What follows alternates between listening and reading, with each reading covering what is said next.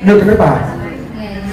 Ini kita teruskan ke bawah dari 250 ke 255 naik angka berapa? 5. Nah berarti setiap kenaikan 5 terus sehingga di sini menjadi berapa? 260. Sebelumnya, sebelum masuk ke situ, konsep keseimbangan pasar itu pengertiannya apa? Saya belum masuk ke sini. Konsep keseimbangan pasar itu apa? Apa yang dimaksud keseimbangan pasar? Ya, atau harga yang ditekan dengan harga yang ditawar. Oke, betul. Ya, harga yang terjadi jika permintaan sama dengan penawaran. Ya kan? Saya ulangi konsepnya. Harga yang terjadi saat permintaan sama dengan penawaran, atau harga P yang terjadi saat QD sama dengan QS. Gitu ya Bapak Ibu? Nah, oke. Sekarang QS-nya kita teruskan. Ini naik berapa? 10. Berarti setiap naik 10 terus di sini menjadi berapa? 10. Ini turun berapa? 5. Jadi tiap turun 5 terus ini berapa? Nah, selesai. Iya, Pak. Bukan harga yang terjadi saat QD sama dengan QS. Dan ini QD sudah sama dengan QS belum? Ya sudah selesai. Mungkin satu lembar. Nah, berarti jawabannya berapa? Jawabannya 30,260. Jawabannya harus I, P ya. Jadi jawabannya apa Bapak Ibu? Kalau Bapak Ibu pakai min P1 dibagi P2 min P1 kira-kira gimana? Bapak Ibu perhatikan, ini agak sedikit berbeda. Kita teruskan ke bawah. Kalau ini kita teruskan ke bawah, berarti kan di sini 11.000. Gitu loh. Makanya saya mengatakan tadi bisa diteruskan ke bawah, bisa diteruskan ke atas. Coba kalau diteruskan ke atas, berarti di sini isinya berapa? 8.000. Sini isinya berapa? 10.000. Sini isinya berapa? 800, gitu kan? Juga nggak ketemu loh. Ke atas juga nggak ketemu, berarti ketemunya di tengah-tengah. Oh iya, ke bawah nggak ketemu, ke atas nggak ketemu, berarti Bapak Ibu bisa nemu di tengah-tengah, gitu loh. Nah ini tengah-tengahnya kan ini. Jadi 11 ya. Ini tengah-tengahnya antara 8.000 ke 9.000, tengah-tengahnya berapa? 8.500. Antara 1.000 dengan 800 tengah-tengahnya. Nah, antara 800 dengan 1.000 tengah-tengahnya. Loh kan ketemu. Gitu ya Bapak Ibu. Gitu loh Bapak Ibu. Kalau ke bawah nggak ketemu, ke atas nggak ketemu, pasti di tengah-tengah ketemu. Udah percaya praktekkan aja nanti.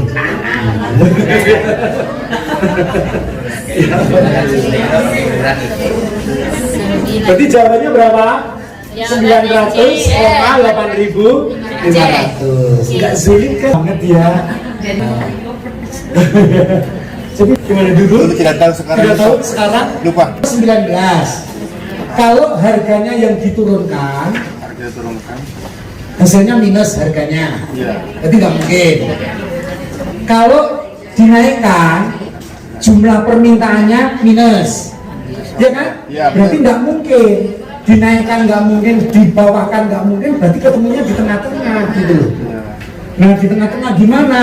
Ya kita uraikan dari 5.000 hari 2.000. Kan ini apa? Turunnya kan 1.000 terus. Nah, kemudian jumlah permintaannya dari 5 ke 20, gitu kan? Berarti di sini isinya 10, 15, gitu kan? Nah, penawarannya dari 25, 10. Berarti di sini isinya 20, 15, 10. Maka ada ketemu tadi. Ya kan? Gimana? Udah ketemu ya? Siap. Bisa ya? Gimana ada sulit nggak? Sekarang nggak sulit. Besok udah selesai itu. Ya ingat-ingat ya Bapak Ibu. Materinya memang materi kita banget. Jadi makanya saya sebenarnya kemarin itu kalau bisa Pak, saya pakai waktu yang ini agak panjang, saya bilang gitu. Karena biar teman-teman dapat banyak. Nah, ternyata aduh sedikit. Ya berarti besok teman-teman ya nanti hanya dapat sedikit nanti. Dengan waktunya sini.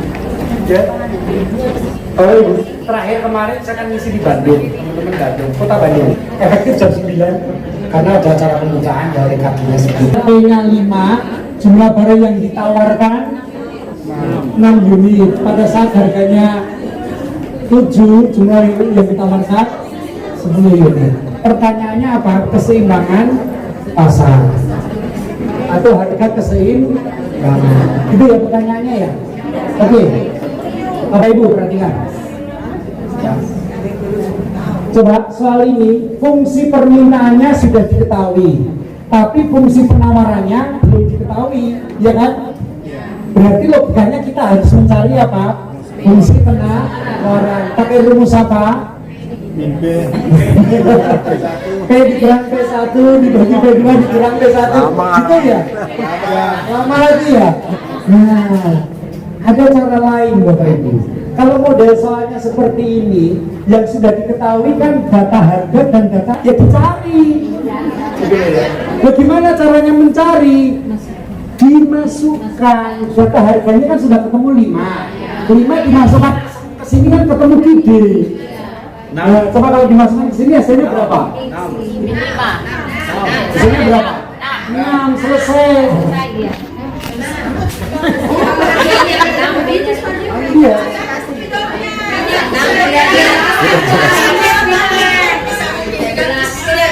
Sebenarnya kurang tebel. Sama dengan min P ditambah 11. Kemudian tebel. Sudah. Ya pada saat P-nya 5, IS-nya 6, QS-nya 6. Pada saat P-nya 7, QS-nya 10. Oke. Kalau seperti ini model soalnya, Bapak Ibu, kan yang sudah diketahui ide QS-nya kan belum diketahui. Berarti logikanya harus mencari fungsi penawaran. Pakai rumus P min P1 dibagi P2 min P1 kan lama, ya kan? Nah, karena datanya ini sudah ada data P dan ada data QS, ya kita cari QD-nya, gitu aja. Kan sudah ketemu QS-nya, ya kita cari QD-nya. Dengan cara gimana? Ya dimasukin aja data P-nya. P-nya udah diketahui 5, masukkan di sini. Nah, berarti minus 5 ditambah 11, hasilnya berapa? Ayo udah selesai. Ya, saya seimbang 6. Berarti jawabannya berapa? 5. Yang ditanyakan harga loh. Iya Pak. Harga 5. Gimana? Masih bingung? Hah? Masih bingung? Di penawaran, keseimbangan pasar, nggak sulit kan? Ya.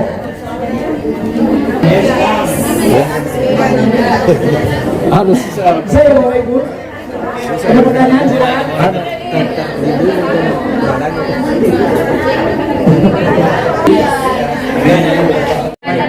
Sejak 2 tahun 2000 itu sudah. Kenapa Ibu baru sekarang? Sudah, ya? Saya nggak pernah menghitungkan.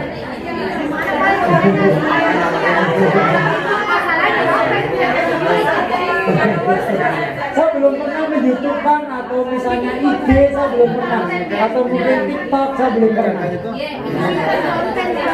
Biar apa? Biar kita bisa silaturahim ketemu dulu.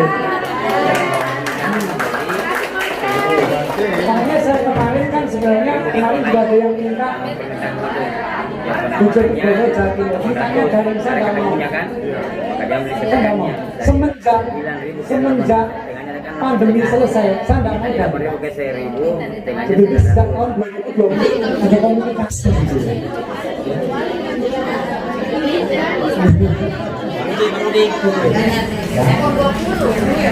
Itu kan soalnya, ini konsepnya dulu. Ya. Pajak atau subsidi hanya mempengaruhi fungsi penawaran. Itu dulu yang pertama. Ya.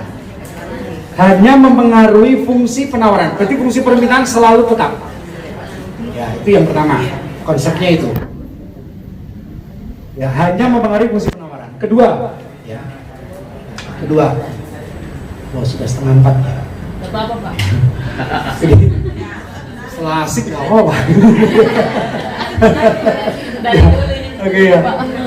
Yang kedua, pajak atau subsidi mempengaruhi harga. Iya. Berarti fungsinya harus P sama dengan. Nah itu loh. Hanya mempengaruhi harga. Iya. Nah, sehingga fungsinya harus P sama dengan. Ya P sama dengan titik-titik gitu loh maksudnya. Bukan Q sama dengan gitu loh. Nah, oke. Baik, sebelum yang ketiga ya. Sebelum yang ketiga ya. Jadi gini loh. Hanya mempengaruhi fungsi permintaan, hanya mempengaruhi harga atau P sama dengan. Nah, kalau soalnya itu Q sama dengan, silakan dibalik menjadi P sama dengan. Nah, itu maksudnya. Iya, harus dibalik dulu, Bu. Jadi kayak soal nomor berapa ini? Nomor 20 itu ya. Nomor 20 itu harus dibalik dulu menjadi P sama dengan. Karena soalnya kan Q sama dengan. Nah itu loh. Ngerti min 2P. Ya, jadi harus dibalik dulu menjadi P sama dengan. Nah kemudian yang ketiga. Yang ketiga ya, kesimpulan yang ketiga ya, konsep yang ketiga. Pajak menambah harga, Ya. subsidi mengurangi harga. Dah selesai. Kita aja. Menambah harga atau menaikkan harga ya. Pajak menaikkan harga dan subsidi menurunkan harga. Oke, berarti kalau kita tulis rumusnya, kalau pajak itu PD sama dengan PS plus T, Ya. ya kan? Kalau subsidi berarti PD sama dengan PS min S, gitu kan? Ya, ya udah gitu doang konsepnya. Ya, itu rumusnya ya. Kalau pajak rumusnya yang atas, kalau subsidi rumusnya yang bawah. Enggak, saya kira kalau seperti ini kan sudah hafal semua kan Bapak Ibu. Ya kecuali yang guru baru. Baru lulus berapa tahun, Mbak? Baru mengajar 1 tahun, gak apa-apa. Harus rajin belajar. Anak muda harus rajin belajar. Gitu ya. Harus semangat belajar. Ya nanti cara-cara praktis. Kenapa kok Pais bisa menemukan cara-cara praktis seperti itu? Tak buka caranya gimana. Jadi Bapak Ibu biar bisa mengembangkan. Saya pingin apa ya, cara atau pengetahuan atau sedikit ilmu yang saya miliki ini tak tularkan semuanya sampai cara-caranya itu bagaimana bisa menemukan rumus seperti ini tak buka, biar Bapak Ibu bisa mengembangkan sendiri, biar Bapak Ibu bisa kreatif sendiri sehingga nggak perlu harus mengundang saya lagi gitu. Iya kan, kita sudah bisa, kalau sudah bisa kan nggak perlu mengundang gitu loh. Silaturahim ya. Nah ini. Oke, Bapak Ibu. Nah, sebagai contoh nomor 20 ya. Coba nomor 20 Bapak Ibu. Itu kan fungsinya I sama dengan. Ya kan? 2P sama 20 kurang Q. Nah, berarti kan harus diubah menjadi 2P P sama dengan. Baik fungsi permintaan maupun fungsi penawaran. Nah, ini yang kesulitan anak-anak di sini nih. Mengubah dari Q sama dengan menjadi P sama dengan. Ini yang kesulitan anak-anak. Yes. Ini kalau saya sholat sudah selesai Pak ya, karena saya musafir ya. Guru suka Saya musafir ya. Ini sudah saya jawab. Jadi bagi yang mau sholat dulu ya. Sholat sekarang, jangan sholat dulu jangan dari baca. Jadi sholat sekarang. Kalau mau sekarang mau sholat sudah. Kurang seperti Oke, Q sama dengan berapa itu? 20. Kemudian yang fungsi penawaran Q sama dengan 2P min 10. Ini ya. Nah ini harus kita ubah jadi P sama dengan. Iya. Nah kalau diubah jadi P sama dengan berapa? Ya sama aja ini pindah ke kiri, ini pindah ke kanan. 10 kurang 10 Q. Berarti 10 dikurang setengah Q. Gitu ya. Yang ini juga kita jadikan P sama dengan 5 ditambah setengah Q. Iya. Bingung? Berapa? Hah? Bagi 2. 10 bagi 2. 20 Kan dipindah ruas dulu. Iya, Setelah pindah ruas baru dibagi. Kan gitu ya. Bisa ya? Kenapa ya? Kalau pindah ruas. Nah kemudian pajaknya berapa ini? Pajaknya 3. Jadi P-nya 3 ya. P-nya 3. Tapi akan beda lagi loh Bapak Ibu. Kalau pajaknya dalam bentuk proporsional. Kalau soal ini kan dalam bentuk pajaknya dalam bentuk Tunggal. oh jangan tunggal. Dalam bentuk apa? Nominal. Nominal ya. Kalau dalam bahasa pajak, pajak nominal itu namanya pajak final. Ya, jadi kalau dalam istilah perpajakan, Progres. ya dikenakan pajak final. Final itu ya segitu itu udah final. Final. Bukan persentase. Nah, tapi kalau dalam bentuk persentase namanya pajak Proporsional. proporsional. Seperti PPh kita, itu kan dipakai proporsional. Tapi proporsionalnya bukan proporsional beneran, proporsionalnya proporsional progresif karena menaik. Gitu kan Bapak Ibu? Nah, tapi prinsipnya kan menggunakan persentase. Nah, jadi kalau pajaknya itu persentase itu namanya tarif pajak proporsional. Ya. Gitu ya, Bapak Ibu. Kalau pajaknya nominal itu namanya pajak final. Ya. Tuh. Apa contoh pajak final? Ya banyak. Biar apa itu diameternya itu final. Iya, Pak. Ya. Keren. Ya, Bapak Ibu menulis surat perjanjian apa saja? Diameternya berapa? 10.000. Menulis surat lamaran apa saja meternya? Kecuali lamaran nganten. Lamaran nganten tahu nganten? Nganten, kemanten. Oh iya. Tidak lagi. Oke Bapak Ibu. Nah berarti ini kita gunakan rumus PD sama dengan PS. Pasti. Saya praktekkan satu aja. Jadi 10 dikurang setengah Q sama dengan 5 ditambah setengah Q ditambah 3. Ini pindah titik ini jadikan 1 menjadi min Q, begitu ya? Iya. Sama dengan 10 pindah kanan min 2. Dua. Ya kan? Berarti Q-nya sama dengan 2. Kalau Q-nya 2, P-nya berapa? Perhatikan, nah ini hati-hati Bapak Ibu. Kalau sudah ketemu Q-nya berapa dan kita mencari P-nya, Bapak Ibu hati-hati, dimasukkan ke fungsi permintaan, jangan penawaran. Pasti salah. Kalau sudah ketemu Q, kan ingin mencari P-nya. Untuk mencari P-nya itu berapa, dimasukkan ke fungsi permintaan, jangan ke fungsi penawaran. Mengapa? Karena fungsi penawarannya kan harus setelah pajak. Nah, kalau dimasukkan ke fungsi penawaran saja pasti salah. Kecuali kalau dimasukkan ke fungsi penawaran setelah pajak, nah itu baru betul. Tapi daripada kita ada konsep-konsep seperti itu kan mending masukkan aja ke fungsi permintaan, selesai gitu aja. Iya. Ya, dimasukkan ke fungsi permintaan. Nah, fungsi permintaannya kan ini. Nah, berarti 2 ini dimasukkan ke sini.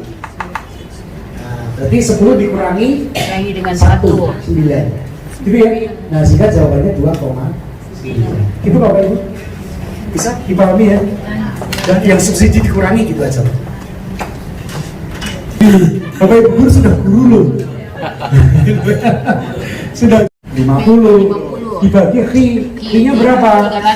300. Berarti jawabannya min 1/3. Gitu ya Bapak Ibu. Bisa dipahami? Ada pertanyaan?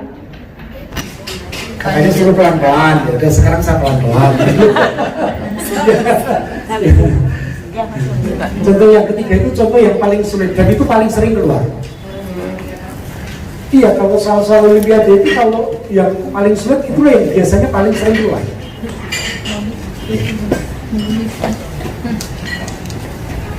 Sudah Bapak Ibu? Ini materi-materi ini kan sebenarnya sudah setiap hari kita bahas kan kepada anak-anak. Ya. Oke. Siap? Lanjut ya. Ini saya hapus. Contoh ya, konsep sama contoh yang pertama saya hapus ya. Bapak Ibu hapus ya. Contoh yang kedua belum. Nah sekarang contoh yang ketiga. Contoh 3. Oke. Diketahui fungsi permintaan. Diketahui fungsi permintaan. P sama dengan misalnya 500 min 2 Q. Kita loh Bapak Ibu. Kalau tadi kan Q sama dengan iya. Nah sekarang P sama dengan tidak dikit. Nah. Oke, hitung elastisitas permintaan atau hitung E pada saat P sama dengan misalnya 200. E-nya ganti 200. Ya. Oke, Bapak Ibu. Bisa dilanjut ya. Saya hapus dulu ya. 200 sampai 500 kurang. Atau rumusnya rumus di atas ya. Ini sama dengan delta Q dibagi delta P dikalikan T dibagi V, di mana delta Q dibagi delta P gitu ya merupakan turunan pertama dari Q. Nah itu rumusnya satu di atas. Baik Bapak Ibu, kita jawab ya Bapak Ibu. Jika P sama dengan 200, masukkan ke persamaan. Berarti 200 sama dengan 500 sama dengan 500 dikurang 2Q. B ya, ini pindah ke kiri, berarti 2Q 2Q sama dengan ini pindah kanan 300. berarti Q-nya sama dengan 150. 50. Sudah ketemu P dan sudah ketemu Q, tinggal mencari apa Bapak Ibu? Delta Q dibagi delta P. Jika P sama dengan 500 min 2Q, soalnya begitu, maka delta Q dibagi delta P atau turunan pertama dari Q berapa? Turunan pertama dari Q berapa? Minus 2. Min 2? Iya. Saya ulangi, perhatikan. Contoh yang kedua, Q sama dengan 400 min 2P. Terus ini turunan Q. Dibuang. Ya. Minus 2. Oke, sekarang P sama dengan. Tapi yang ditanyakan turunan Q. Masa min 2? Iya. Berapa? 2. Caranya?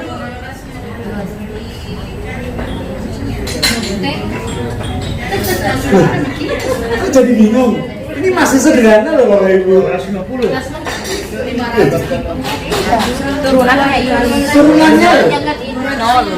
Turunannya kan 500. 500 kan 0 berarti pangkat 0 berarti 2 kali 1. 1. 2 ke min 2? Min 2? Coba Bapak Ibu. Coba. Saya pancing lagi ya. Lagi aja udah kita agak kebingungan ya. Coba saya pancing lagi Bapak Ibu. Kalau contoh yang kedua ya Bapak Ibu. Perhatikan. Jika H sama dengan 400 min 2P. H sama dengan. Terus pertanyaannya turunan H. Nih, H turunan H. Nah sekarang P sama dengan, tapi yang ditanyakan turunan H gitu loh Bapak Ibu. Masa 0? Negatif 2. Positif 2. Apa yang enggak? Jangan anu loh, jangan tebak loh. Tapi bener-bener dihitung loh. Berapa? 1/2. Pakai min enggak? Enggak. Oke, karena minus. Yang benar. Enggak pakai min. Caranya gimana Bu? Katakan aja caranya.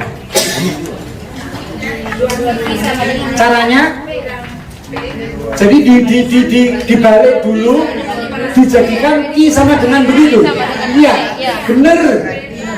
Tapi hasilnya saya nggak yakin kalau setengah atau 1/2 tanpa min. Berarti 0 berarti seperti. Bapak Ibu, saya ulangi. Ini kan P sama dengan, tapi yang ditanyakan turunan Q kan nggak bisa. Hurufnya aja beda. Agar supaya hurufnya sama, maka ini harus kita balik. Kita jadikan Q sama dengan, kan begitu. Nah, Q sama dengan berapa? 550. Q setengah P. Itu kan? Nah, baru bisa diturunkan. Ini baru bisa diturunkan kan V kan sama. Nah kalau sama baru bisa diturunkan. Lah 250 diturunkan 0. Min setengah P diturunkan min setengah. Paham Bapak Ibu? Libu-libu. Gimana? Masih bingung? Masih bingung nggak? Kalau masih bingung, saya ulangi.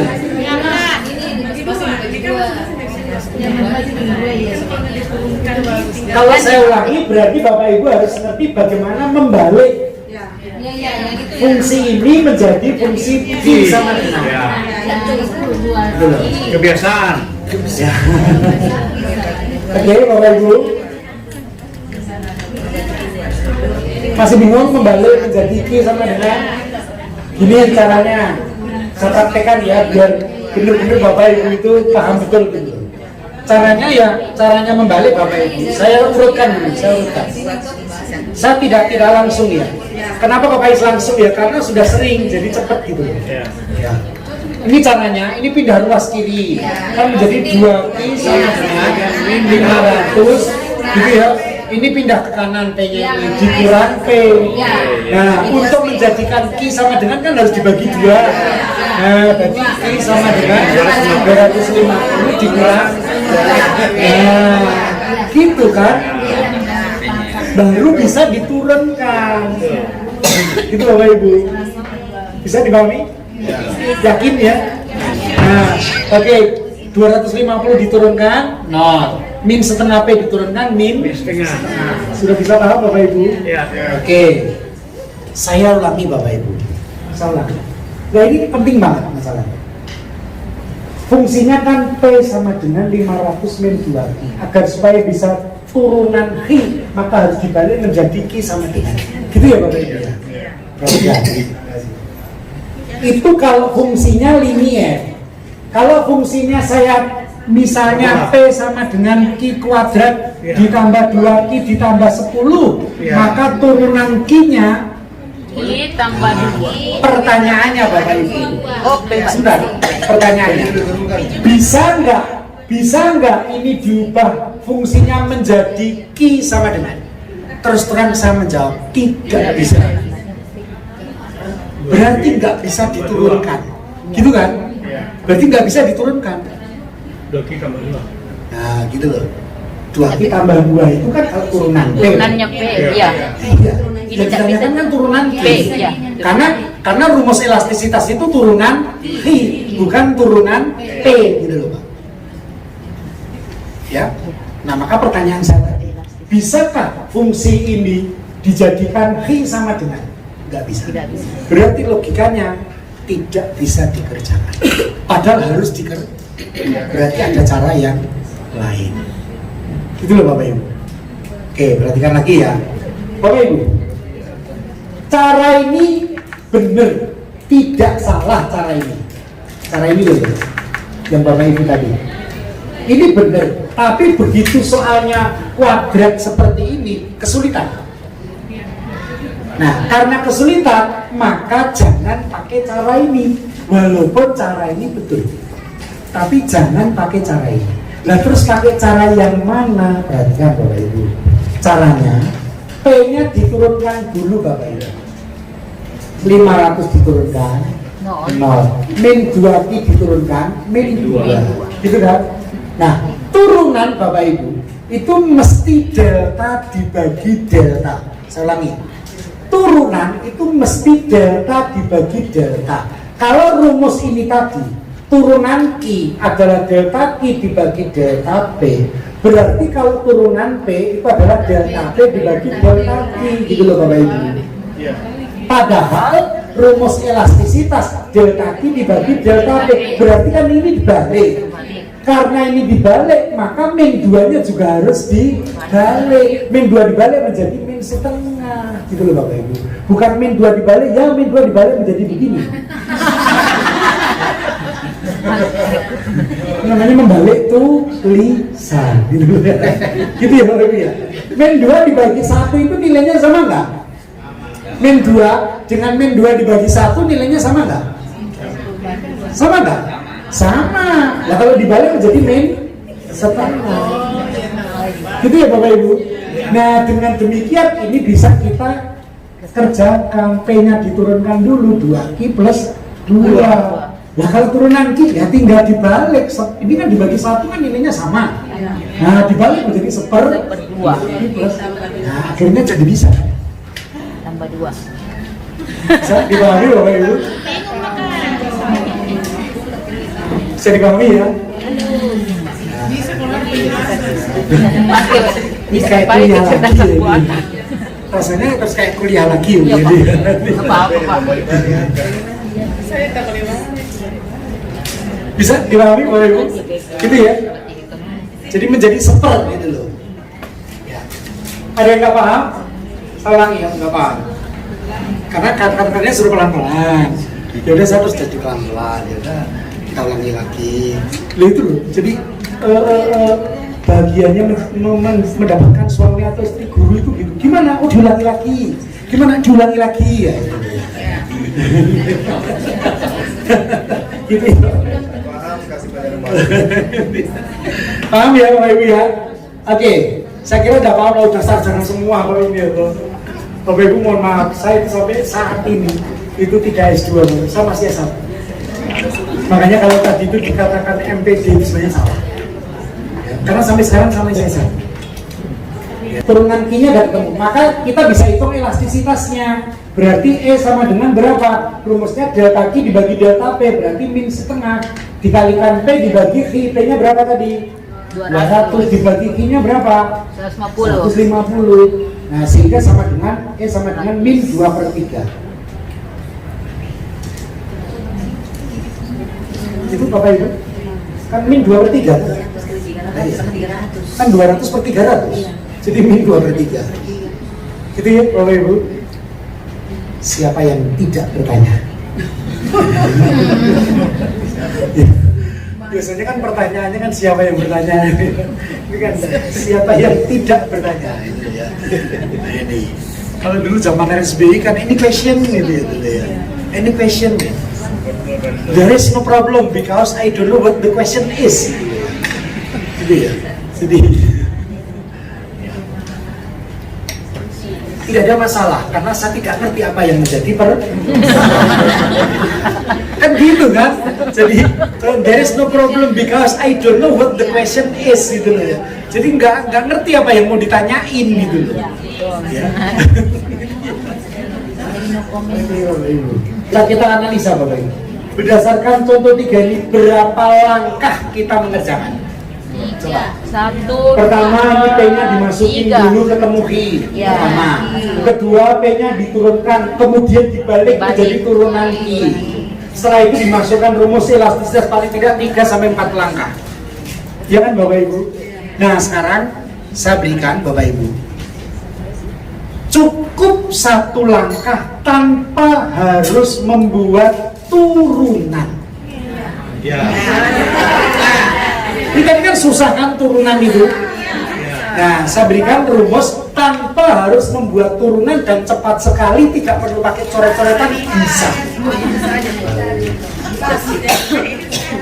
Tapi kan harus Gimana? tahu dulu. Iya, Iya. paham. Kira-kira yakin nggak Bapak Ibu? Yakin? Kira-kira yakin nggak? Yakin. Perlu bukti nggak? Perlu ya? Loh Pak, ibu-ibu itu perlu bukti. Saya ngomong kayak gini kok artinya udah beda itu ya. Jangan hanya sekedar janji ya, tapi perlu bukti ya. Oke, Bapak Ibu, konsepnya saya berikan dulu, nanti kita baru pakai kita hitung. Perhatikan, contoh yang ketiga ini, Bapak Ibu, jika ada fungsi P sama dengan A min BQ, ini fungsi permintaan atau penawaran? Permintaan. Atau P sama dengan A plus BQ, ini fungsi permintaan penawaran? Penawaran ya Bapak Ibu. Intinya P sama dengan, maka tanpa harus membuat turunan kita dapat hitung E sama dengan P dibagi P min A, langsung dari soal ketemu. Coba kita hitung E sama dengan P, P-nya berapa dari soal? 200 dibagi P lagi 200, min A wujudnya angka saja 500. wujudnya angka saja 500. 500, hasilnya min 2/3, sama enggak? Minus 3. 2. Sama ya? Sama enggak? Sama Pak. Nah iya, sulit enggak? Susah.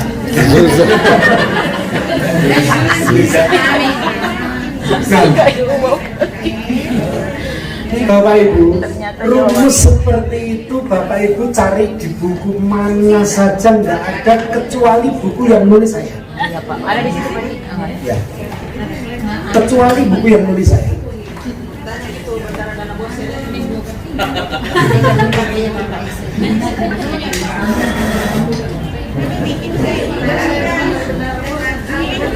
Jadi buku murah tidak identik dengan isinya tidak baik. Ya kan? Tanpa membuat turunan loh. Sama. Ya enggak? Tanpa membuat turunan Bapak Ibu. Gimana Zulid ya? Nah, rumus-rumus seperti itu Bapak Ibu sekali lagi cari di buku mana saja nggak ada, kecuali buku yang nulis saya. Dan lihat aja buku-buku yang lain, nggak ada. Kalau sampai ada rumus seperti itu, pastikan halaman belakang ada nama saya enggak? Halaman belakang itu apa?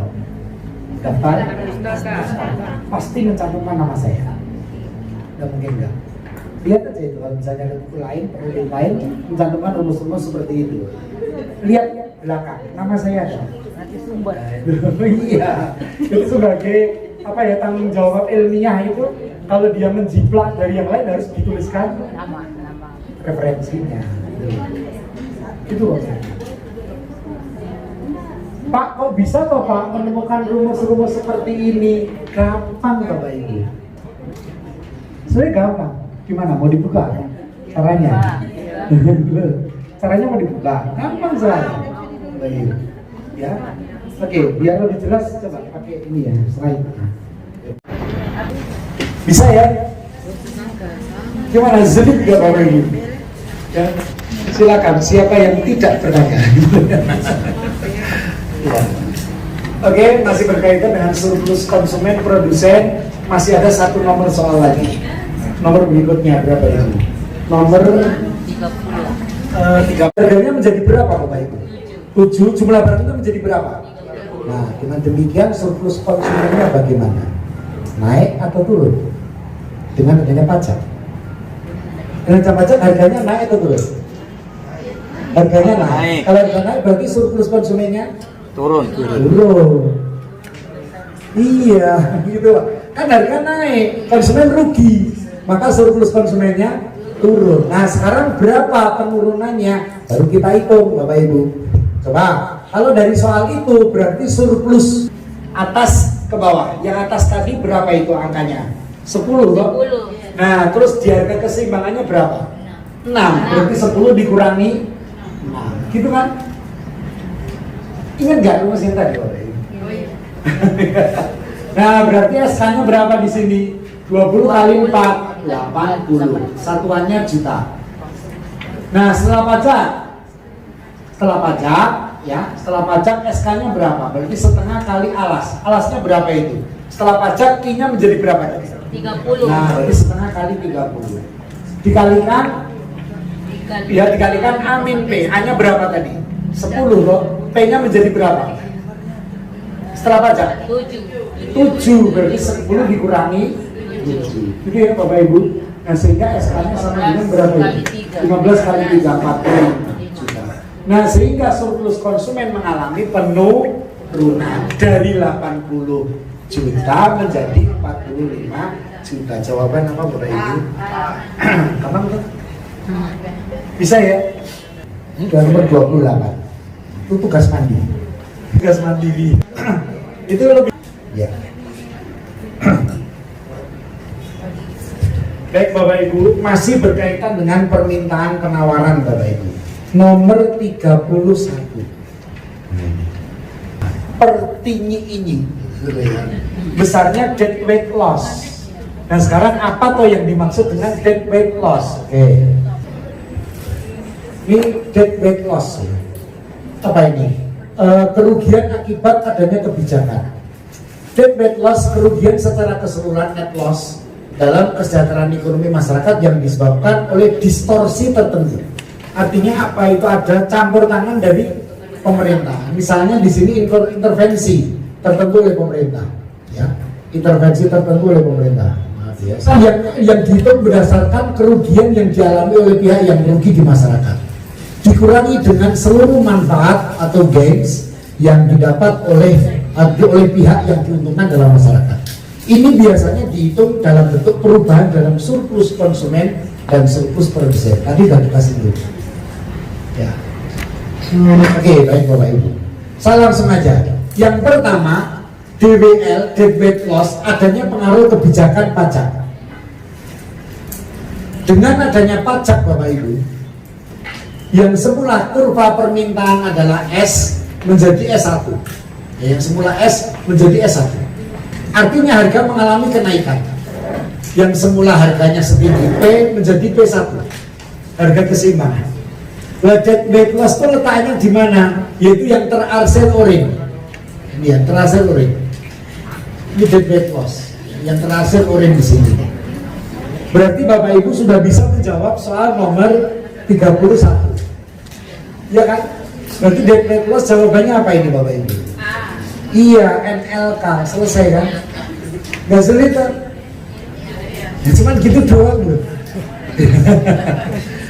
Nah, tapi begitu kita menjumpai soal nomor 34, itu Olimpiade tingkat nasional Bapak Ibu. Nomor 34, saya lopati ya, nomor 34 itu soal tingkat nasional Bapak Ibu. Apabila diketahui permintaan akan cabai tercermin dalam fungsi KID sama dengan seperti itu, 4, saya berikan teorinya dulu. Bisa lanjutkan ya Bapak Ibu.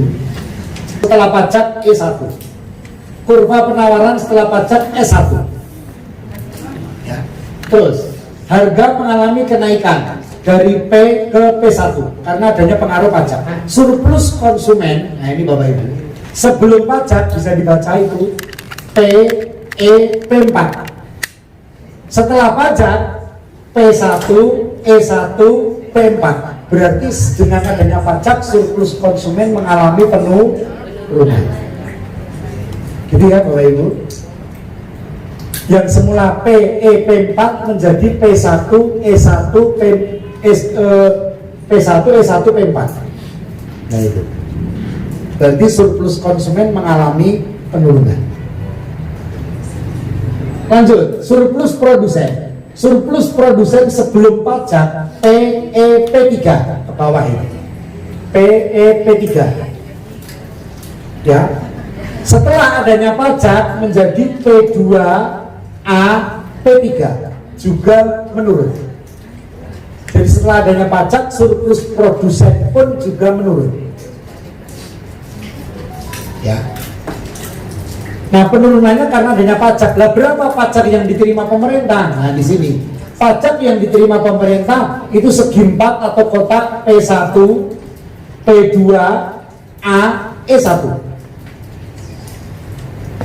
Itu pajak yang diterima pemerintah. Nah dead weight loss-nya adalah A, E, E1. Itu gambar apa Bapak Ibu? Dead weight loss-nya itu segitiga. Nah berarti kalau kita suruh menghitung dead weight loss berarti pakai luas segitiga. Setengah alas kali ini. Nah itu kembali lagi. Akhirnya kita bikin rumus setengah alas. Alasnya yang mana? Alasnya P1 min P2. Maka setengah kali P1 min P2 dikalikan lagi tinggi. Nah tingginya itu dari sini ya. Ini kan alasnya kita anggap ini alasnya ini alasnya. Berarti tingginya dari sini sampai sini. Ini alasnya, ini tingginya. Nah tingginya berarti I dikurangi I1.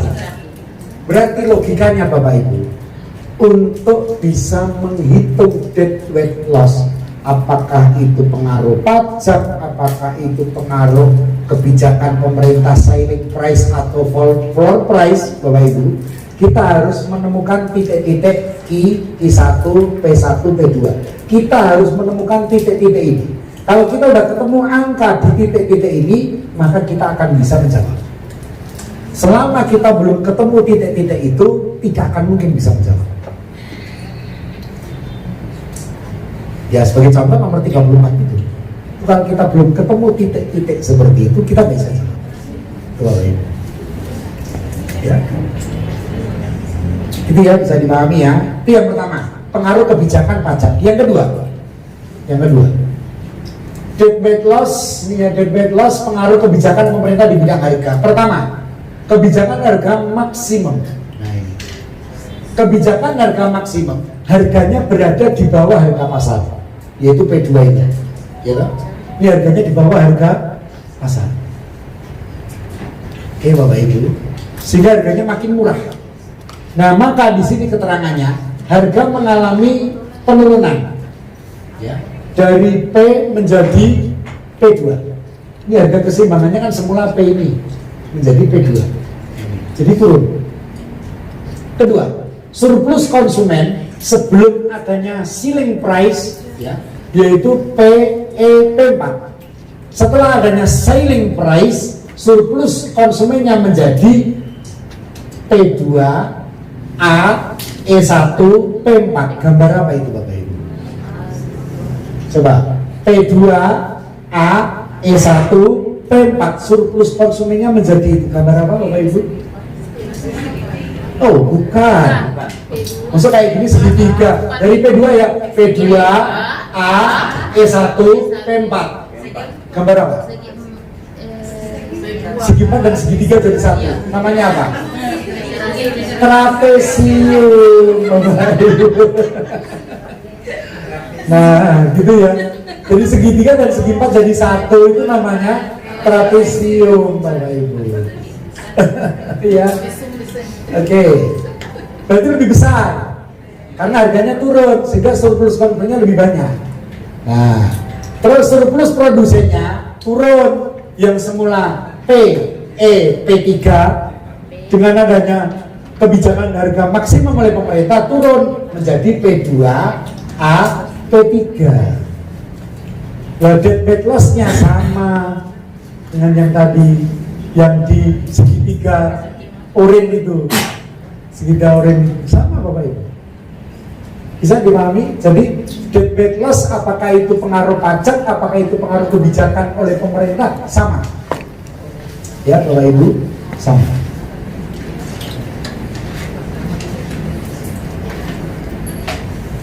Saya waktu ngisi di Bogor itu ada yang bertanya unik, Pak, itu kan itu yang tanya ibu-ibu, minimum harganya di atas harga pasar.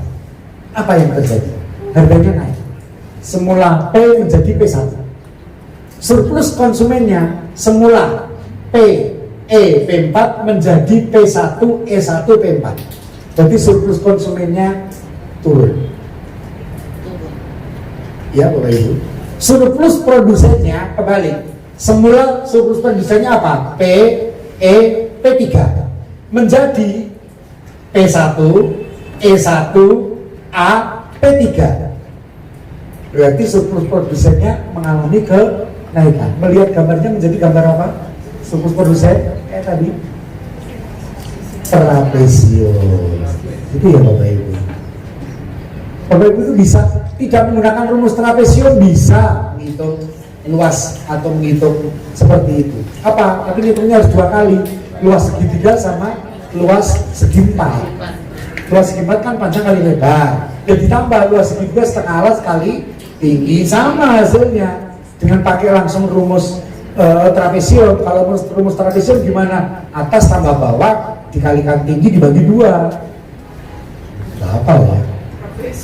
Tanya putranya Bapak Ibu SMP itu ngerti. Gimana nak luas trapesium, ngerti? Ya putra Bapak Ibu yang SMP tahu itu. Sudah enggak? Kemudian cari dulu keseimbangan pasarnya. Akhirnya ketemu Q1-nya ini. Ya kan Bapak Ibu? Nah setelah itu mencari Q1 dan P1 ini. Begitu ketemu bisa ngitung Bapak Ibu. Tapi kalau belum nemu yang itu nggak bisa ngitung. Coba Bapak Ibu 5 menit kira-kira bisa enggak? Belum sudah saya tunjukkan loh Bapak Ibu. Sudah saya tunjukkan loh. Nah, ini.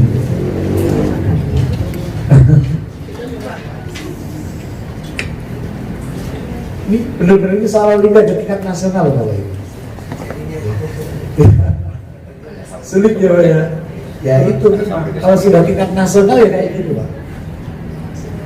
Tapi nyatanya anak-anak siswa kita bisa mengerjakan, coba hebat nggak anak-anak kita? Bisa loh mengerjakan anak-anak kita. Ada yang sudah ketemu keseimbangan pacarnya, harganya berapa, jumlah barangnya berapa? Bapak Ibu? Ada yang sudah temu keseimbangan pasarnya, harganya berapa, jumlah barangnya berapa? Kalau sudah ketemu silakan saya tuliskan. Oke, pada harga berapa? 500. Ya, pada jumlah barang berapa? 3.500. Nah, berarti sudah ketemu angka yang mana ini? Q dan P2 ya. Sudah ketemu titik Q dan P2. Berarti kita harus mencari apa? Q1 dan P1. Itu loh Bapak Ibu dari gambar itu. Ya kan, kita harus mencari Q1 dan P1. Ini grafik apa Bapak Ibu? Penawaran S.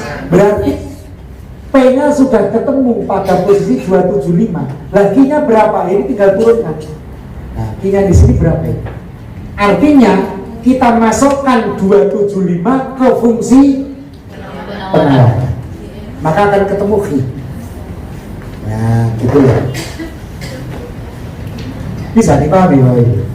Kan P-nya udah diketahui ini 275. Untuk mencari Q-nya berapa? Ya ini kita tarik. Ini ada perpotongan di sini. Nah, perpotongannya ini pada fungsi penawaran untuk mencari Q-nya di sini. Nah, gitu loh. Berarti kita mencari Q ini pada posisi P sama dengan 275 untuk fungsi penawaran, gitu loh. Oke, jika P-nya sama dengan 275, P-nya sama dengan 275, masukkan ke fungsi penawaran. Fungsi penawarannya gimana itu? 16.000 minus 4.000 ya, ditambah 15 ya. Q-nya sama dengan min berapa? 4.000 ditambah 15 kalikan P. P-nya berapa? 275. Gitu ya? Hasilnya berapa? 125. Hasilnya 125. Berarti di sini isinya 125. Setelah itu kita mencari apa itu? Mencari udah bagus ya. Mencari P1 ya tadi ya. Nah, mencari P1. Gimana? Kan Q-nya ketemu 125. Kan ini bisa kita tarik ke atas. Loh, gini loh. Nah, sampai di sini kan. Berarti pada posisi Q 125 untuk mencari P-nya ini fungsi apa? Fungsi permintaan. Berarti kita cari P-nya pada fungsi permintaan. Gitu loh.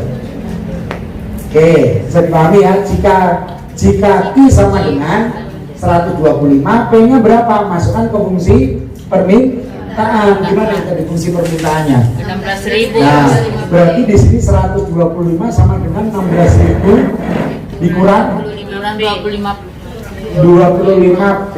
Ya, 25 P. Nah, ini pindah ke kiri, berarti 25 P. Itu sama dengan ini pindah kanan 15.875. Nah, P-nya berapa? Berapa? 635.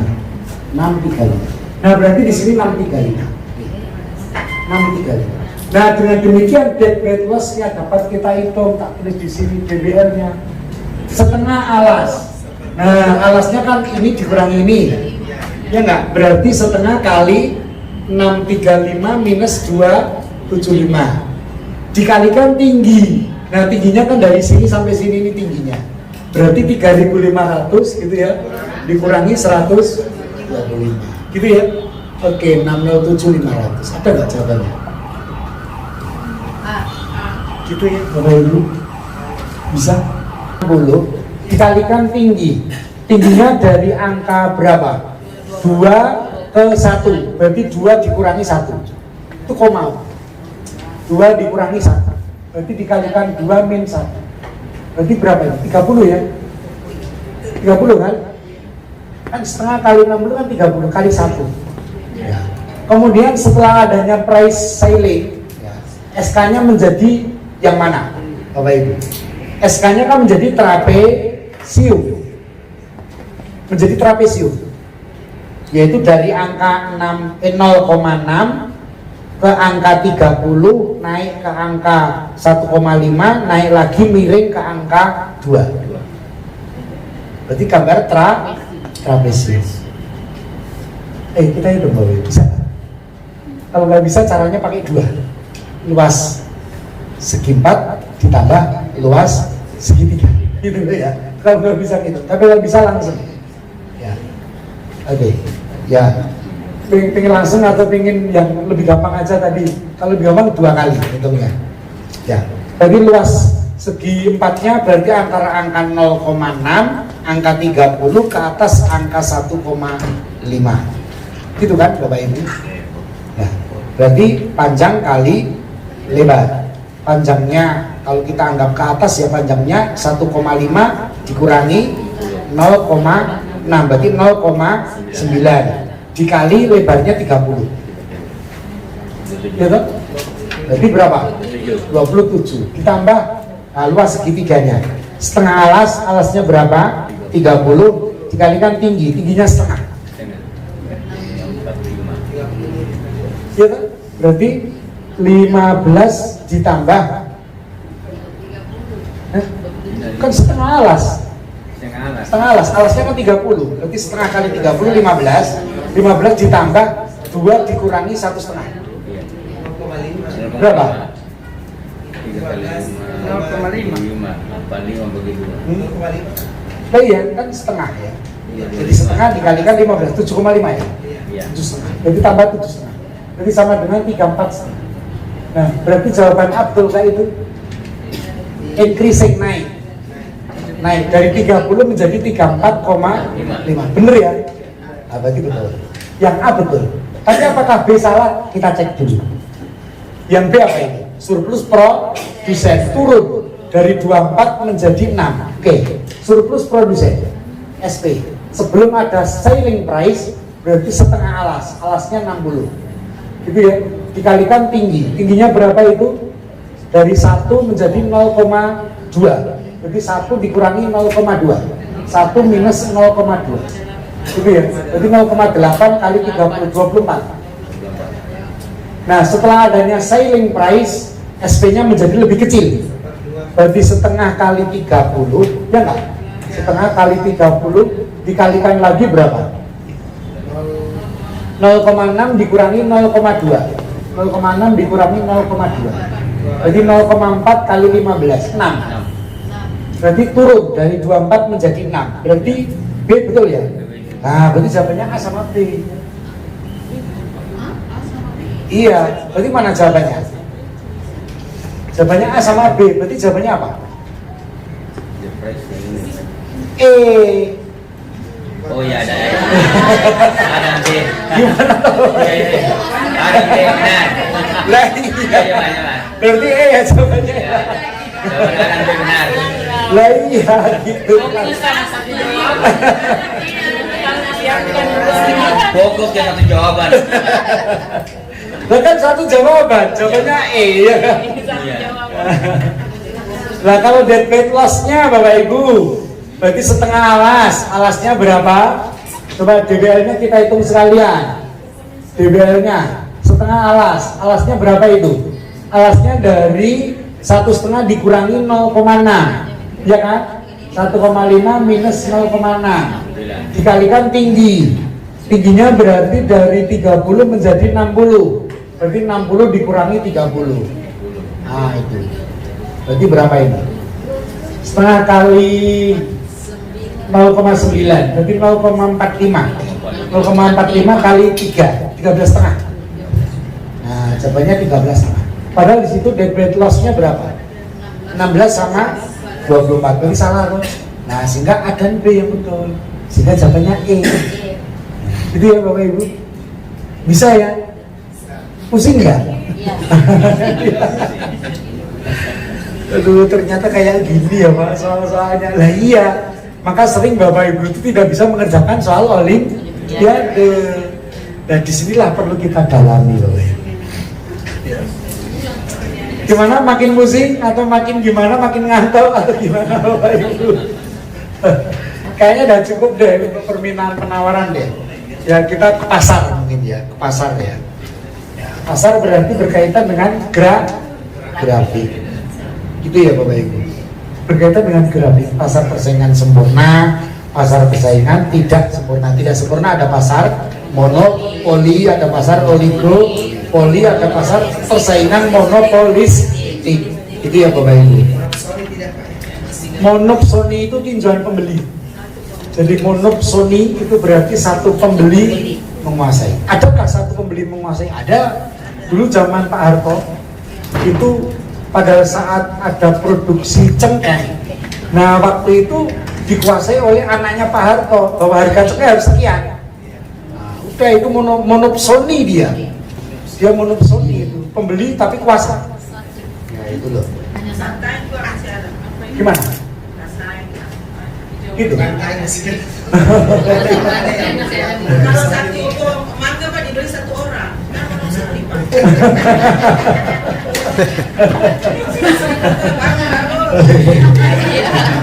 ya masa gitu sih.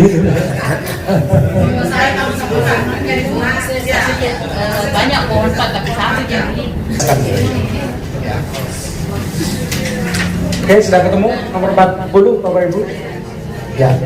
Mengacu pada gambar di atas. Ada gambarnya ya? Nomor 40. Ada gambarnya kan? Ya, mengacu pada gambar di atas. Berapa harga dan kuantitas keseimbangan jika pasar yang dimaksud berstruktur pasar persaingan sempurna? Gimana Bapak Ibu? Pertanyaan saya ya, bukan pertanyaan di soal ya. Pertanyaan saya, apakah benar gambar pasar persaingan sempurna seperti itu?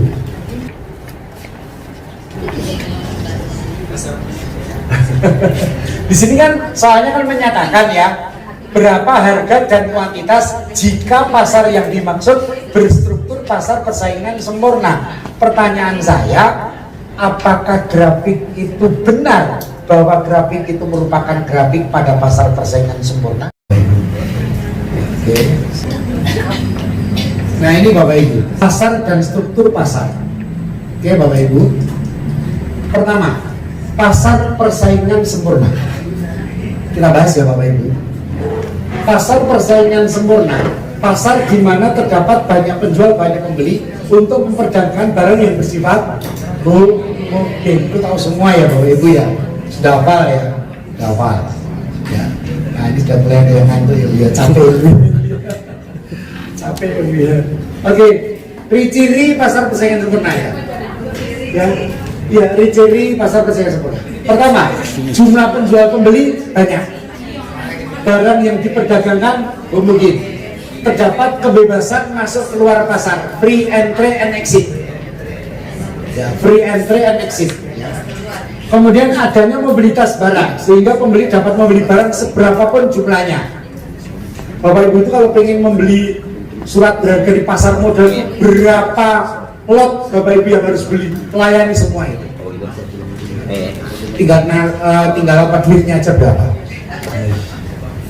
Lagi, berikutnya, penjual dan pembeli memahami keadaan pasar. Jadi kalau kita itu ke pasar modal, itu kan memahami keadaan pasar. Maksudnya ke pasar modal itu bukan kita datang ke pasar modal, tapi kita masuk di aplikasi pasar modal. Itu kan kita paham betul di situ. Mana harganya yang mengalami kenaikan, mana harganya yang mengalami penurunan. Ya ini kira-kira kalau saya beli kira-kira nanti harganya naik atau turun. Kalau pas saya beli harganya turun, kita rugi. Pas saya beli kemudian selang beberapa hari harganya naik, berarti kita jual kembali menjadi untung. Kan begitu. Nah ini di pasar modal ya. Tapi ya ingat, di situ kan ada provisi, meterai, itu namanya levy. Jadi levy itu ada beberapa, ada 4 macam ya levy. Pernah kenal levy? Levy itu tetangga kita.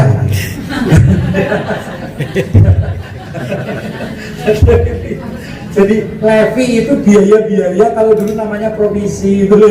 Nah itu biaya-biaya macam-macam, ada 4 macam itu levy. Kemudian masih ada pajak. Ya, ada pajak penghasilan. Ya. Jadi itu.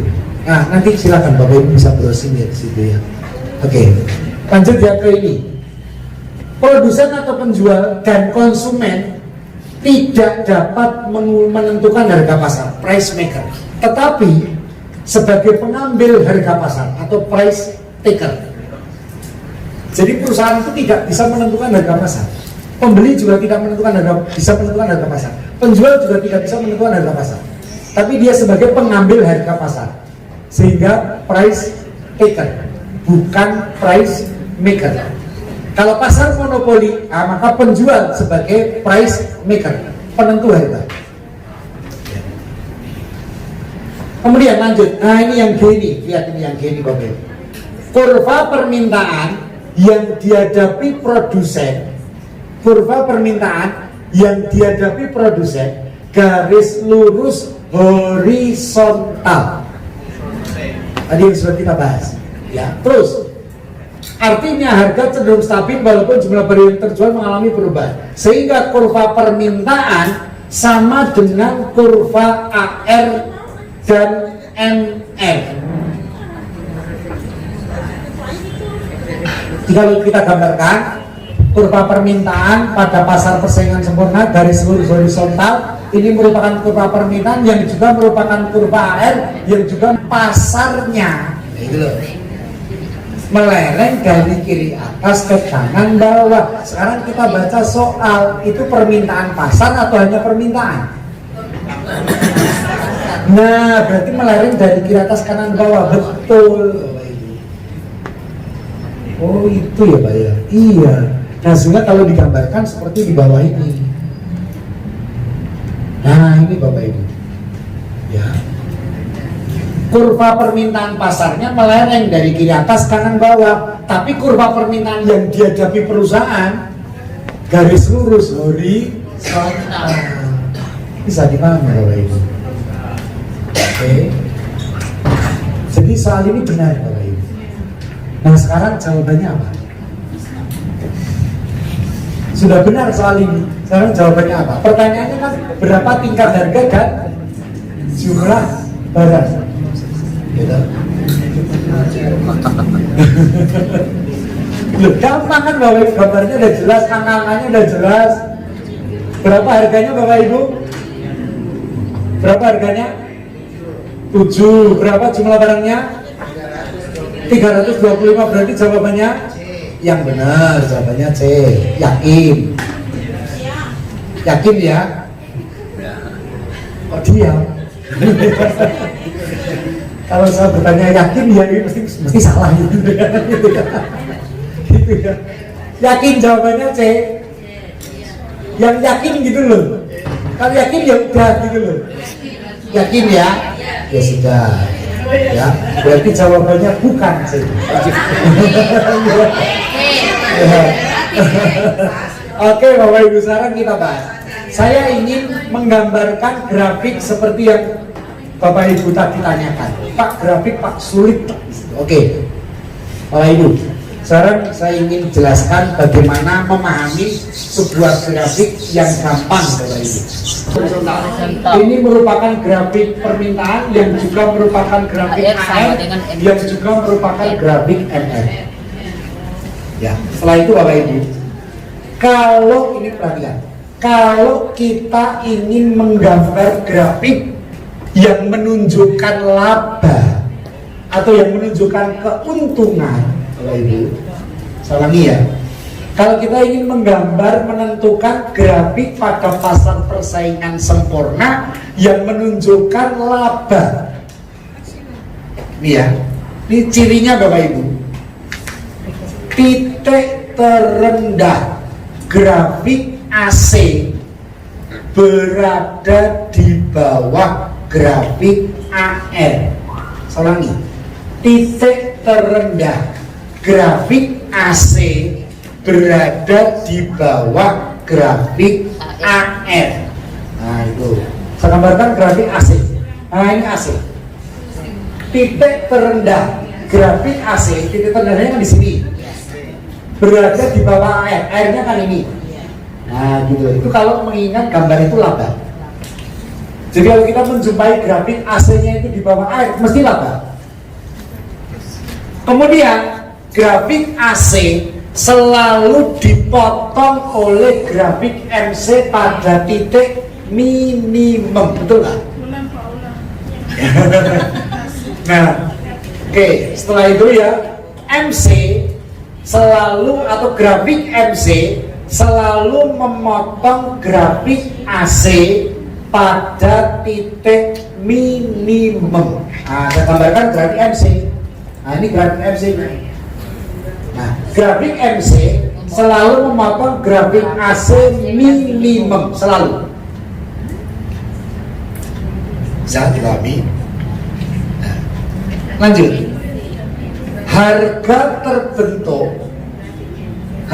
terbentuk saat kurva MC memotong kurva MR. Nah, MR-nya mana? Garis ini horizontal, MC-nya mana? Ini. Titik potongnya di sini.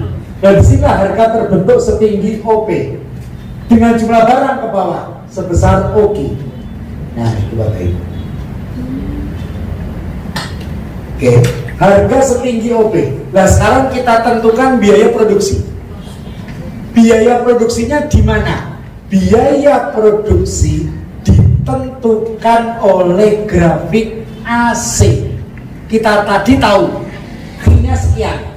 Nah, ini V-nya menunjukkan grafik AC-nya di sini.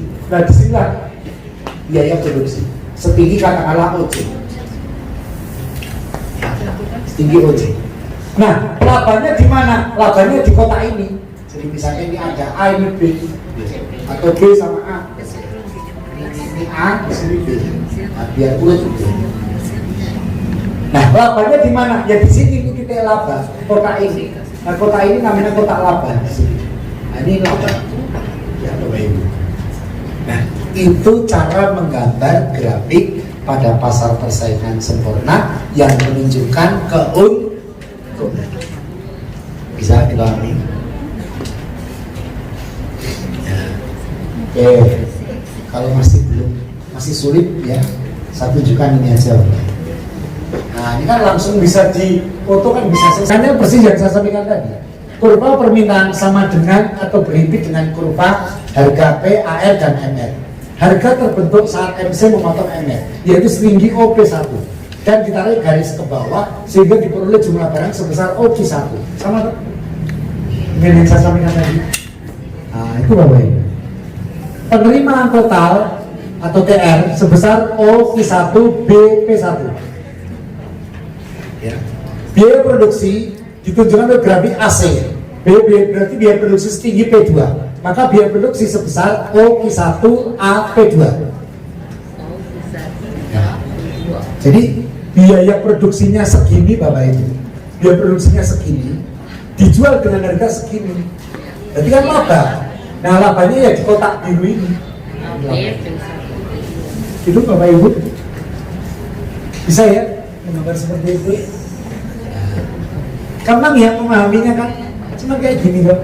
Gambar pasar persaingan sempurna yang menunjukkan laba. Nah, kalau rugi Pak, kalau rugi titik terendah grafik AC berada di atas grafik AR, MR, AR. Itu mesti rugi. Nah iyalah, AR kan penerimaan, AC kan biaya. Nah kalau AC-nya di atas AR, ya mesti rugi. Nah itu logika sederhana. Nah, kalau ditunjukkan grafik, ya seperti, oh ini nggak ada kayaknya. Ini langsung laba normal ya, nggak ada. Tidak saya gambarkan, karena ini laba normal, tidak lagi. Ya, Bapak Ibu. Intinya itu. Ya, intinya itu. Kalau kita ingin menggambar rugi, maka titik terendah grafik AC dengan grafik permintaan yang juga AR dan MR. Nah, titik terendah grafik AC berada di atas grafik AR. Nah, ini AC. Nah, sedangkan ini MC. Nah, gitu Bapak ya. Harga terbentuk saat MC memotong MR. Nah, di sini harganya setinggi. Gimana? Sudah bisa dipahami, Bapak Ibu? Silakan kalau ada pertanyaan. Terbentuk tadi ya, sama dengan tadi caranya. Harga terbentuk saat kurva MC memotong kurva MR. Di titik sudah diketahui titiknya. Loh, nomor 40 tadi loh. Nah, nomor 40. Perhatikan Bapak Ibu yang perlu diketahui lagi, bahwa kurva permintaan selalu sama dengan kurva AR. Bapak Ibu, kurva permintaan selalu sama dengan kurva AR. Berarti di situ permintaan pasar itu sama dengan AR. Nah, itu. AR sama dengan apa? Bukan gitu. Dalam rumus biaya produksi penerimaan dan laba AR sama dengan apa? Penerimaan. Gimana tuh? Saya ulangi. AR tadi sama dengan apa? P. Terus coba caranya membaca kurva ini. Harga terbentuk saat MC memotong MR. Sudah ketemu titiknya, MC memotong MR. Tarik ke atas sampai menyentuh AR. Tarik ke kiri ketemu harga. Kenapa ketemu harga? Karena AR sama dengan P. Harganya menjadi berapa? 13,5. Dengan jumlah barang tarik ke bawah berapa? Nah, yaitu jawabannya. Berarti jawabannya apa? B, bukan C ya? Nah, itu boleh.